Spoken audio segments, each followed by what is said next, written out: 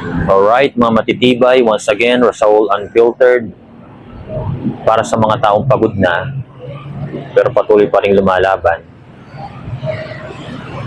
hindi karuwagan ng magpahinga.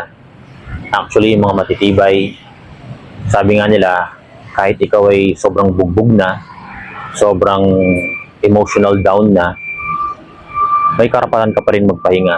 Hindi dahil mahina ka, kung hindi para bumuelo ka. Kapag nararamdaman mo yung pagod, nararamdaman mo yung pagkabahala, mga matitibay, hindi naman karuwagan yung umiyak ka, sumuko ka pansamantala, ngunit hindi mo siya tuluyang i-give up. Kailangan mo lang yun upang i-preserve yung katawan mo at i-preserve yung emotion mo. Dahil mga matitibay, tao ka lang, kailangan mo rin magpahinga at mag-recharge. Ang hindi panalo doon ay yung pag sinukuan mo na talaga siya at hindi mo na siya binalikan. Okay? If kailangan mo ng ganitong mga real talk, mga matitibay, don't hesitate to subscribe, watch, and share. Okay? Rasaul Unfiltered. Yeah.